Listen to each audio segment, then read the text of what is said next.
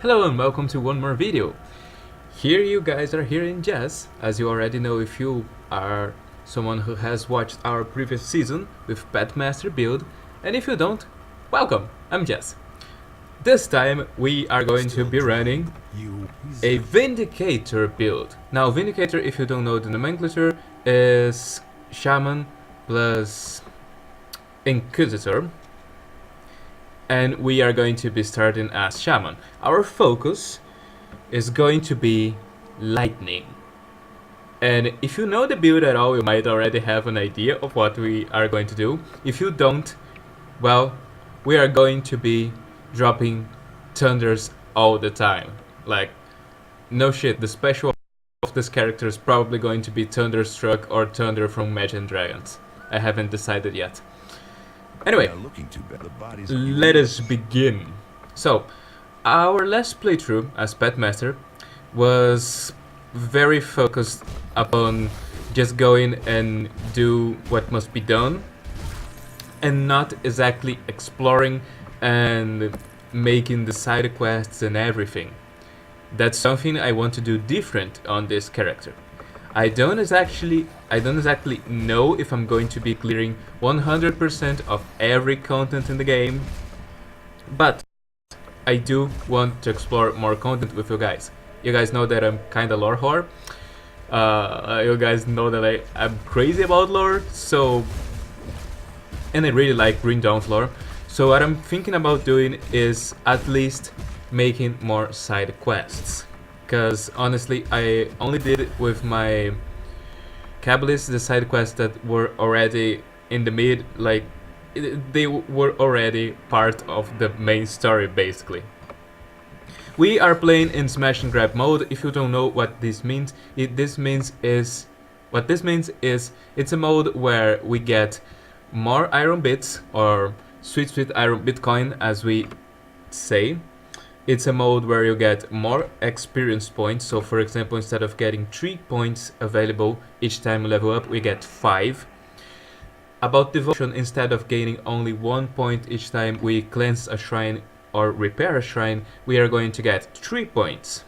And item drop rating is a little bit better, I guess. This allows us to explore and create a little bit more with our items, because you have a higher chance of finding the items you are looking for. So, as I told you, we are going to begin as Shaman, and I'm going to do something kinda weird here. I'm not going to put any levels, because I want to start already here. But when I get the next level, I'm not going to put Primal Strike as my first one. No, I'm going to run all my points until 10. And when I run all my points until 10, I'm going to click once here, and I'm going to be explaining to you guys more when we get there. So, buckle up. We are going farming. If you don't know what this place is, this is Hargate's Isle. And this is my favorite place to farm on the early game. Basically, every time I create a character, I bring the character here on Hargate Isle. And this is like my farming spot. Every time you get out of here, you get out already level 5.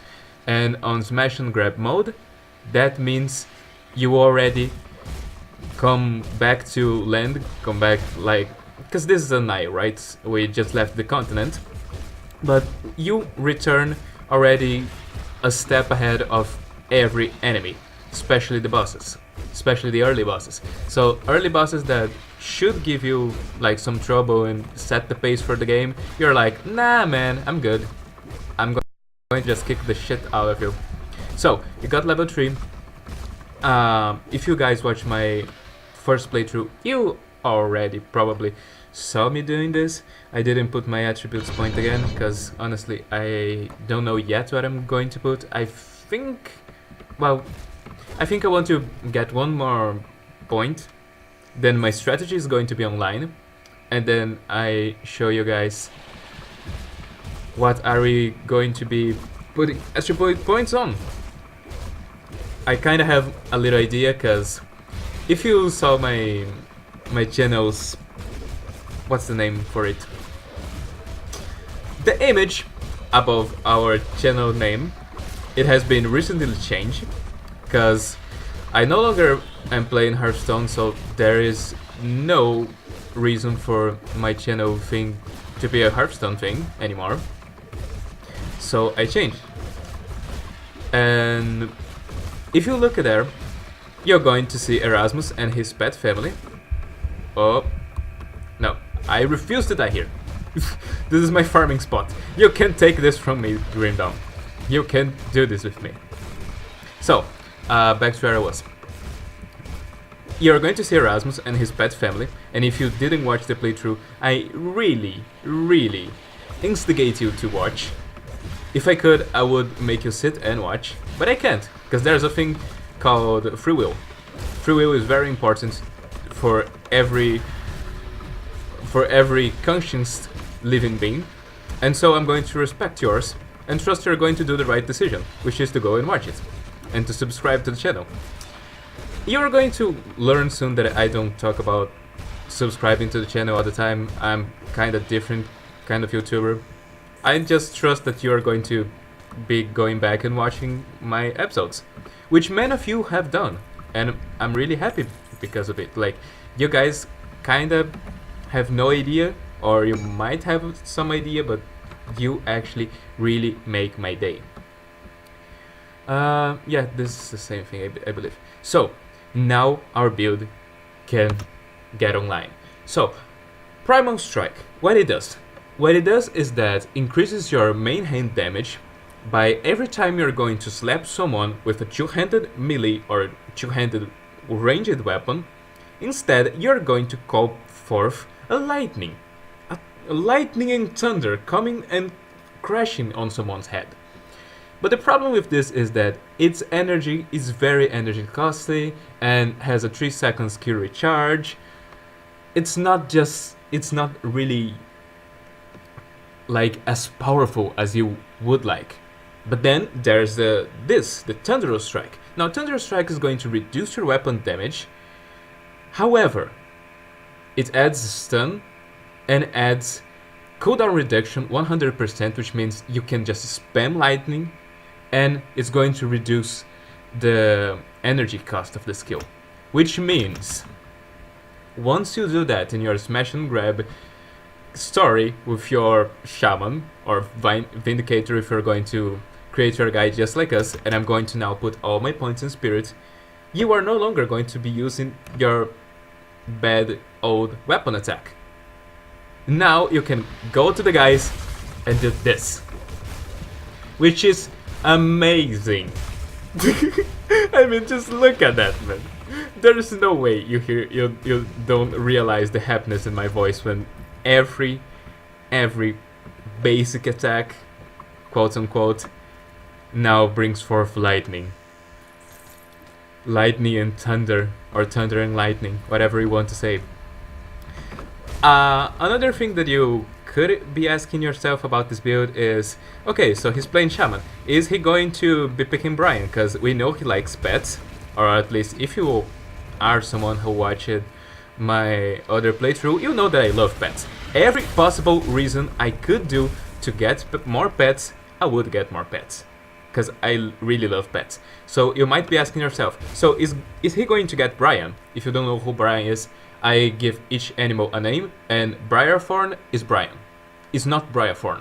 Okay, the savages are Briarthorns. This is Brian. And no, I'm not going to be picking Brian. And I'm going to tell you why. Once I did a shaman build with Brian, I felt like there was no shaman, there was Brian. And there was a puppet that Brian would take around with him. And that puppet was the shaman. So, Brian, in my opinion, is the most powerful pet ever. Ever. Like, no other pet can compare to him. Not even the Harbinger. Like, Brian's just the best of you. Just to quote another song.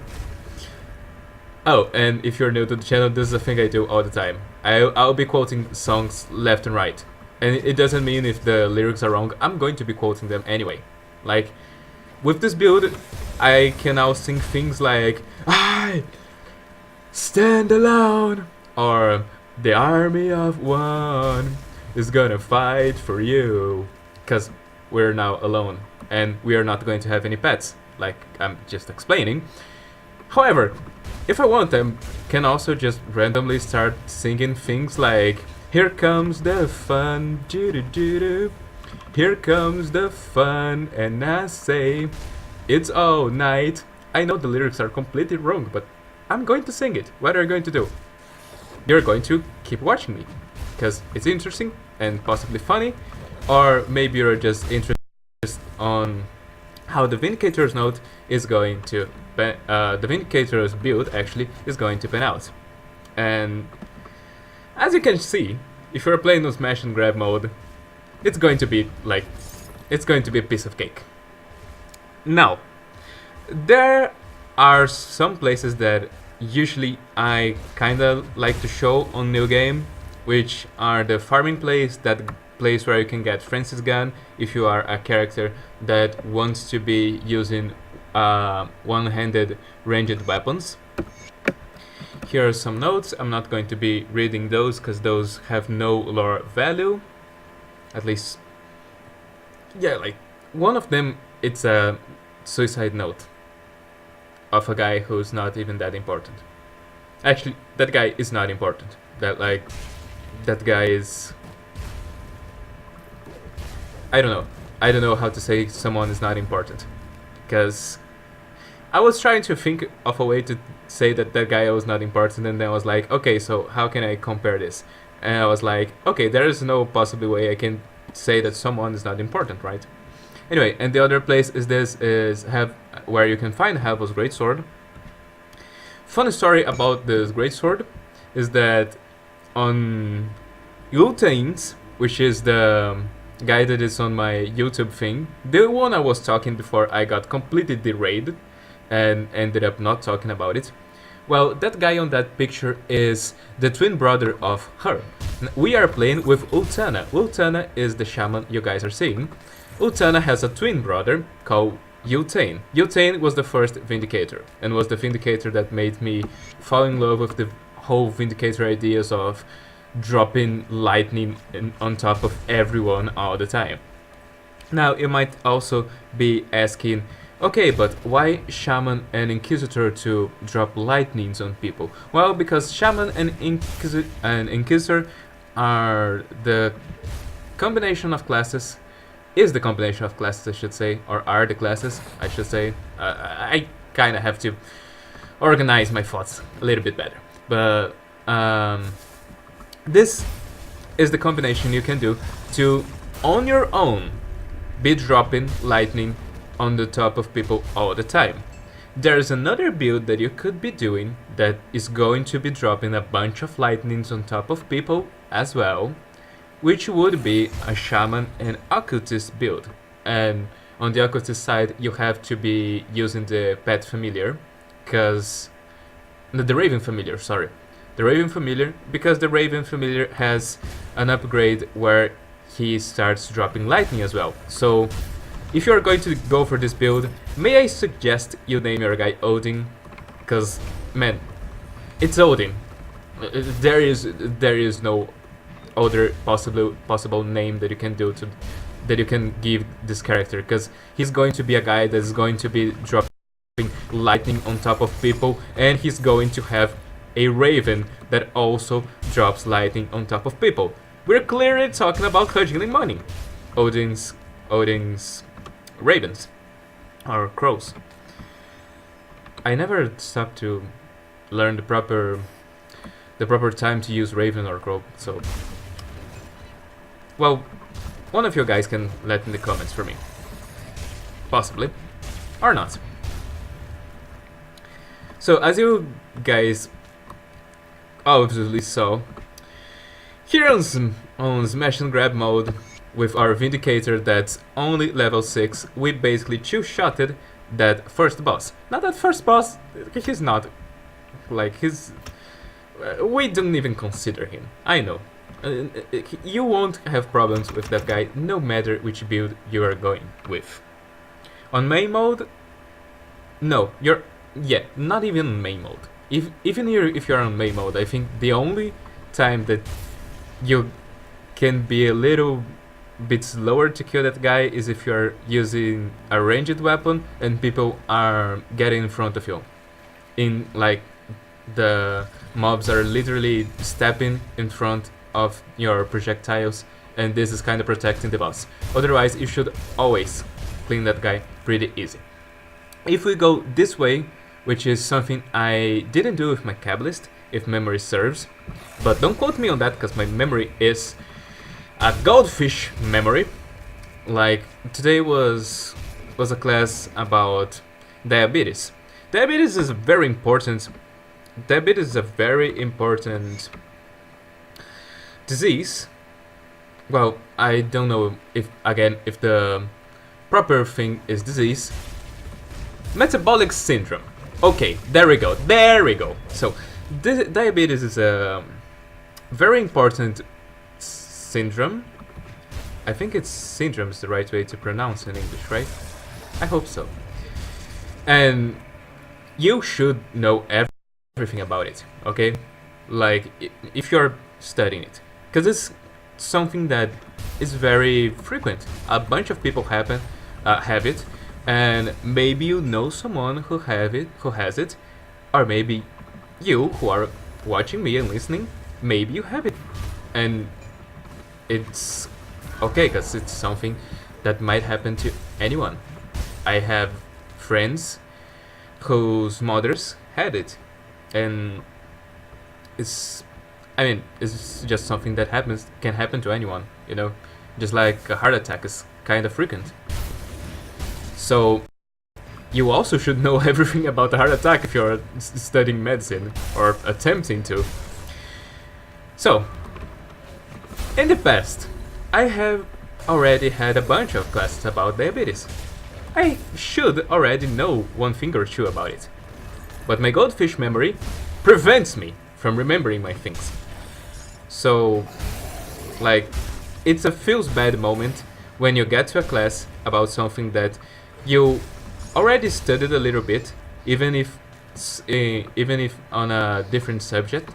For example, I was on my pathology class today, but we already heard a lot about diabetes in semiology, for example.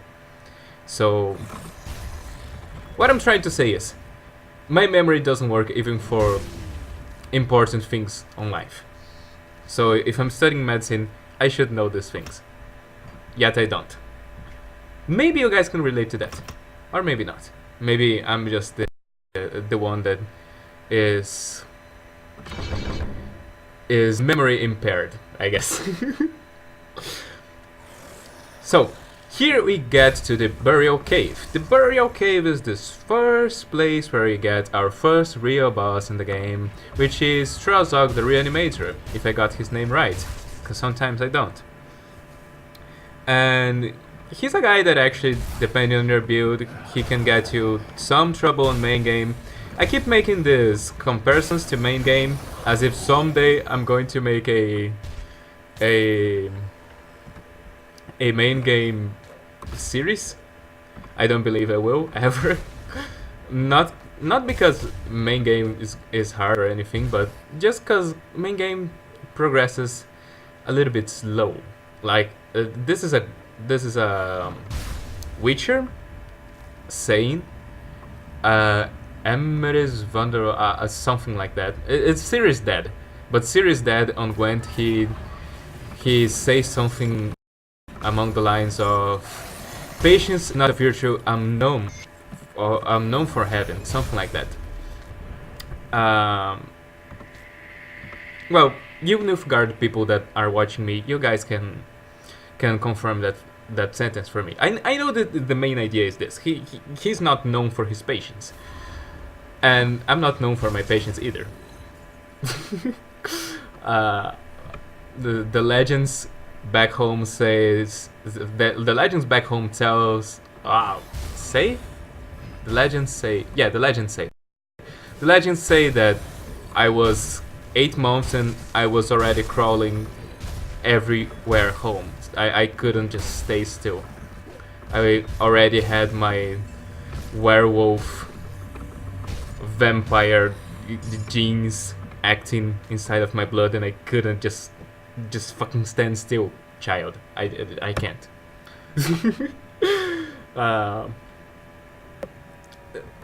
Actually, that's a very serious doubt about myself. I don't know if I'm actually hyperactive or if I just think too much.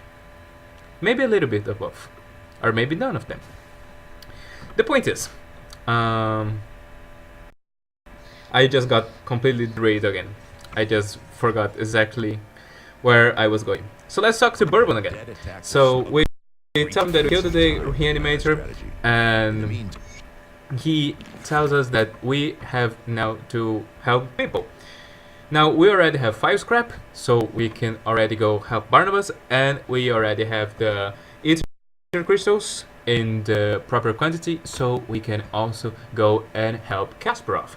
Now, before I proceed, I had to check how was the timer on this episode, and the timer on this episode says that is 21 minutes approximately.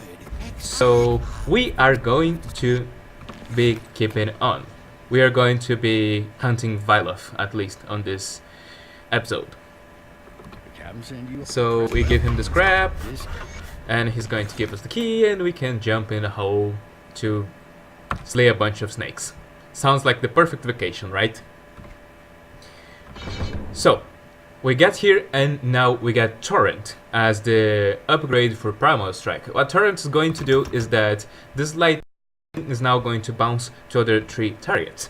And I know you guys are not seeing my cam, because I don't put the webcam on Green Dawn on Green Dawn videos, because honestly I think there's just enough things happening on the screen on Green Dawn and enough attention happening on the screen that you don't actually need to be using a webcam on Green Dawn videos. But if I were, you guys would see that I was moving my hand, because I'm descendant of Italian people, and you know that Italians, they have a whole group of organs inside their hands. Like, their hand is a different living organism from them. It moves even when they are not moving, and especially when they talk. Like, they start talking and their hands just create life by themselves. And that's precisely what my hand does as well, because, well, my grandmother, the mom of my dad, is daughter from Italians. It's directly daughter from Italians. So, yeah. The Italian blood it's kind of getting cold in my family, but it's still there. Now, I know I told you guys that I would be looking at the content a little bit more, so yeah, I was rushing through this place again. Let's go back a little bit. Let's go back to the past. No, this is not Samurai Jack. So, here there's a bunch more guys that you can kind of farm on this room. There are some boxes. I'm going to be clearing more content, but I'm not going to be changing my bad ways of ignoring items sometimes. Here there's a secret wall, if you didn't know. And usually are some items that you can get here. Assuming that we don't have much right now in terms of items, I'm going to be picking up stuff to use and throwing away the bad things. You might ask yourself, why is he not putting points on physics? Well, first, when you put your points on this bar, you are gaining some amount of stuff. So as you can see, if we were to put the next point on physics, we would already get +4 physics. And the other reason is this character kills things so damn well. Like, she basically drops this lightning and one-shotting everything on her path already, that I'm just not going to bother and be putting points on my health, because I know that on this beginning there is nothing that can one-shot us. If I were, I don't know, going towards the Tomb of Watchers, then sure, I'm going to be putting some more points, otherwise the Void Leeches are going to just obliterate me, because we know that hunger is a serious issue back in the Void. We don't always get living things invading the Void or being kidnapped into the Void, so as everything on the Void can have its proper meals. So it's a serious issue that we have to be understanding about. Oh, I forgot spiders. I like spiders in real life. Not so much in games. In games they make spiders be like this annoying and disgusting thing, but on real life spiders are really cool, man. Well, probably some of you are completely disagreeing with me and like shaking your heads. No. What the hell is this guy saying? This is heresy. Spiders are not cool. No, spiders are really cool. Isn't that right, Aragog? It's the name of one of the spiders in my room. Don't worry, it's not a big spider, it's like one of these house spiders. Really small ones. But yeah, man, the spiders are cool. I know people who has arachnophobia though. It's kind of bad, because these people, since it's a phobia and you can control it, they will never know the pleasures of being friends with spiders. Anyway, we are on the Devil's Aquifer, and I'm going to be exploring the entirety of this place before we hunt down Vylov, the Corruptor. I think when you sit to actually go through Grindawn's story deeply, you kind of realize that we, the heroes, are kind of dicks sometimes. Because, for example, this Sliff is called Vylov the Corruptor, and he's believed to be the one who's poisoning the water under Devil's Crossing. Like, we believe initially that this Sliff is the responsible for us just not being able to have normal water.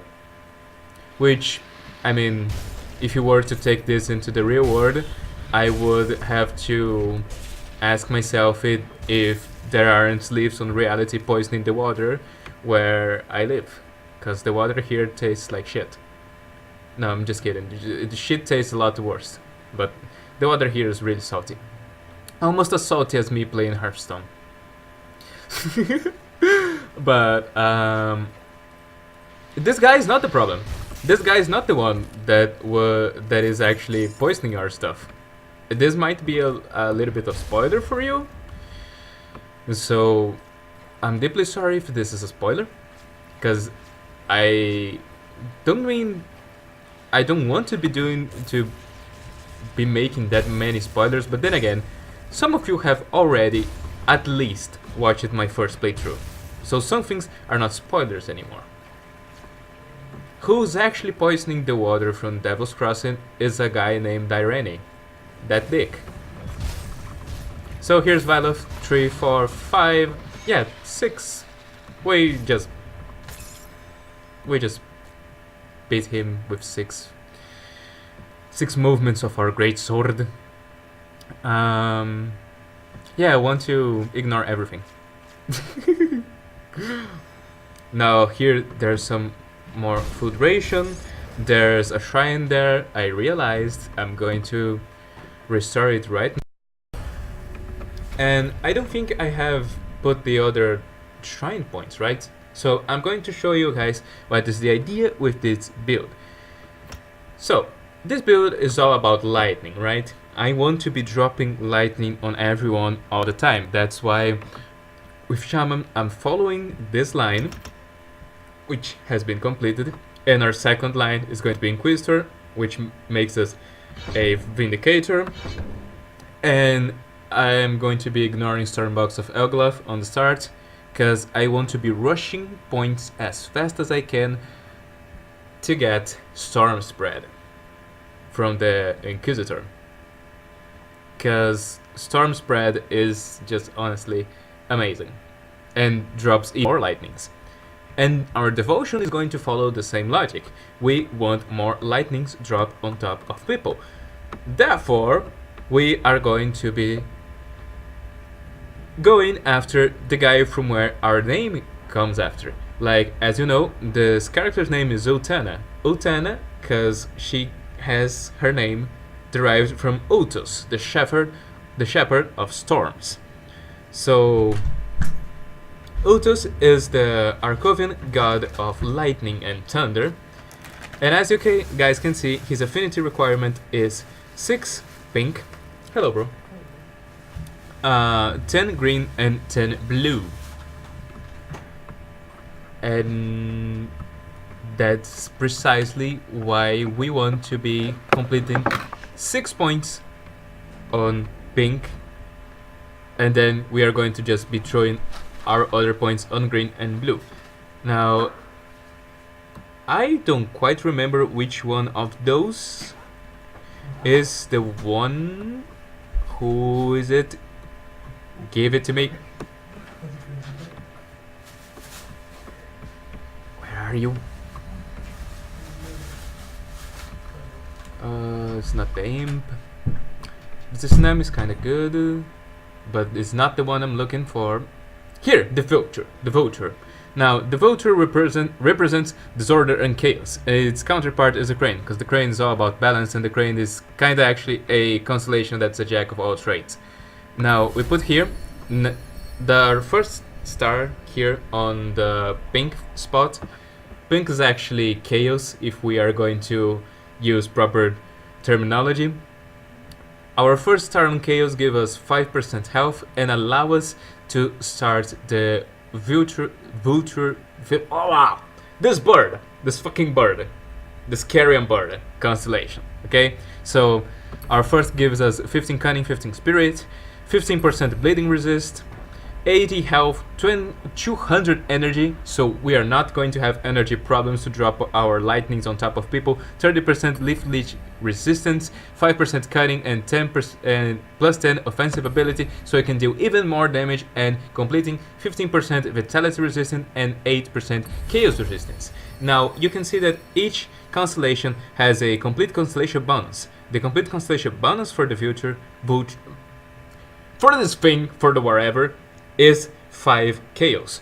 So that means that if you come down here on Ultos again, his affinity requirement for chaos is complete.